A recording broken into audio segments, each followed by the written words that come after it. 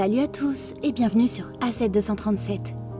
Un sans-abri, qui vivait dans les rues du Nouveau Havre au Connecticut, se sentait complètement coincé dans la pauvreté. Mais un matin, il trouva quelque chose qui lui laissa le choix entre faire une bonne action et devenir extrêmement riche. Son choix déclencha une réaction en chaîne qu'il n'avait pas prévue. Regardons son histoire. Avant de commencer, voici la question du jour. La souris mange le fromage, le chat mange la souris. Que reste-t-il?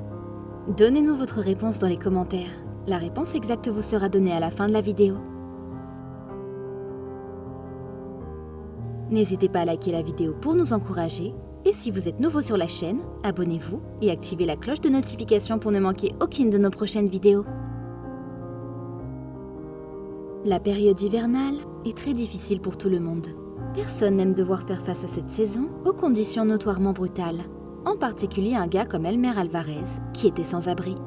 En effet, lorsque l'hiver arrivait, avec le froid et la neige, cela mettait pratiquement la vie d'Elmer en danger, car il vivait dans des conditions précaires et n'avait que très peu de moyens pour se protéger du froid qui pouvait le tuer. La toxicomanie l'avait conduit sur une voie difficile, et même s'il n'avait pas d'endroit stable pour dormir chaque soir, il avait réussi à vaincre ses dépendances en assistant à une réunion d'alcooliques anonymes où il avait pu partager son histoire. Malheureusement, sortir de la rue sans le moindre soutien n'était pas facile. Et trouver un moyen de sortir de cette pauvreté le tourmentait constamment. Un matin, au mois de novembre, en arpentant les rues familières, il eut une occasion à saisir. En plein milieu du chemin, il y avait un morceau de papier auquel personne n'accordait de l'importance. Mais Elmer s'arrêta et examina la note oubliée. Ce n'était pas des reçus jetés. Le papier était un chèque fraîchement signé. Quand ses yeux se posèrent sur le montant inscrit dessus, il fut stupéfait. 10 000 $. Elmer aurait pu transformer sa vie avec un pareil montant. Il n'y avait personne autour et rien ne l'empêchait de courir vers la banque la plus proche. Mais prendre l'argent ne lui traversa pas l'esprit. Il retourna le chèque et vit un numéro de téléphone inscrit au verso. Il retrouva un ami qui avait un téléphone portable. Ce dernier passa un coup de fil au numéro derrière le chèque, en disant que son ami avait trouvé un chèque avec un montant très élevé. C'est dans un bureau à quelques rues de là qu'une femme d'affaires de premier plan entendit son téléphone sonner. Elle demanda à Elmer d'attendre juste où il était.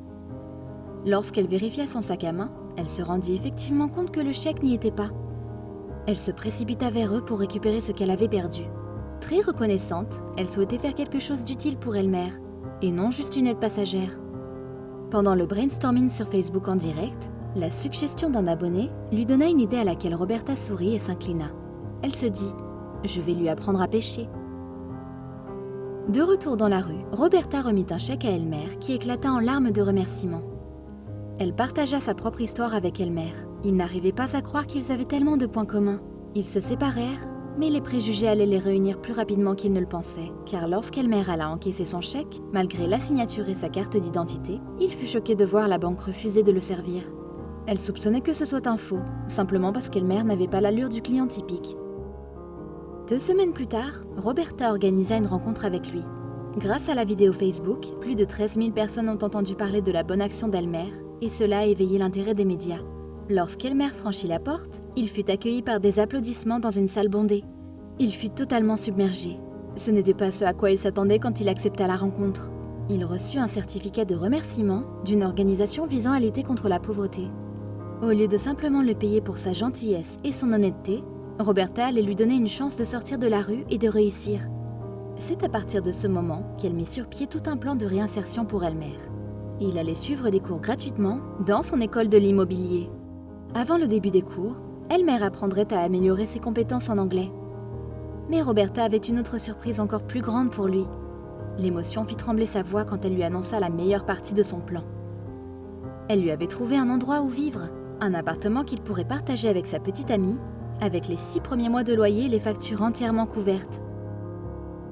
Roberta avait pensé à tout, même au-delà du cadeau de 6 mois. Après avoir suivi les cours d'immobilier, Elmer fut convoqué pour un entretien d'embauche permanent dans l'entreprise immobilière de Roberta. Une fois qu'il fut préparé, il déclara « Je suis prêt maintenant ». Mais Roberta ne s'arrêta pas là. Quelques semaines plus tard, ils se rencontrèrent pour voir comment il progressait avec ses cours d'immobilier, avec ses abonnés en direct. C'était au tour d'Elmer de lui annoncer de bonnes nouvelles. En attendant de révéler ensemble les résultats de son examen immobilier, Roberta retourna la couverture. Elmer avait passé le test. il ne restait plus qu'un test oral sans grande importance. L'intérêt du public pour l'amitié inspirante d'Elmer et Roberta continua de croître. En décembre, la chaîne de télévision de langue espagnole Telemundo invita le duo à partager leur histoire unique. Elmer révéla que l'élément catalyseur qui l'avait mis à la rue était la mort soudaine de son frère de 30 ans. Torturé par le chagrin, Elmer tomba dans une vie de dépendance aux drogues et de crimes. En tout, il purgea 5 peines de prison. Et c'est ainsi qu'il perdit le contact avec le reste de sa famille. Cependant, l'animateur lui avait réservé une énorme surprise. Il avait contacté sa famille sur le plateau de l'émission. À un moment, il demanda à Elmer de se retourner. Et Elmer retrouva en direct ses sœurs. Roberta communiquait à travers un traducteur web. Elle était au bord des larmes, heureuse pour son amie. L'émotion fut à son comble lorsque la mère d'Elmer vint sur scène. Les abonnés étaient submergés d'émotions. Désormais, les occasions se présentaient à Elmer et entraient en jeu pour l'aider à mettre fin au cycle de la pauvreté dans lequel il était. Quelques mois plus tard, Elmer réussit l'examen final de l'immobilier et Roberta l'introduisit au conseil d'administration de son entreprise. Motivée et déterminée à ne pas gaspiller cette chance incroyable, Elmer avait rejoint les rangs de l'Association nationale des agents immobiliers. Roberta et Elmer concentrèrent leurs énergies sur un projet avec leur fondation à but non lucratif pour aider d'autres personnes sans domicile. Leur objectif était d'acquérir des propriétés délabrées et de les transformer en maisons de transition qui offraient des services au-delà de l'abri moyen pour les sans-abri. Elmer accordait aux gens la même chance qu'il avait eue. Quelle est votre opinion au sujet de cette histoire? Dites-le nous dans les commentaires. Et maintenant, la réponse à la question du jour. Le chat.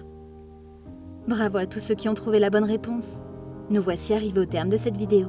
Merci de l'avoir regardée jusqu'à la fin. Surtout, n'oubliez pas de la liker et de la partager avec vos amis. À très bientôt sur AZ237.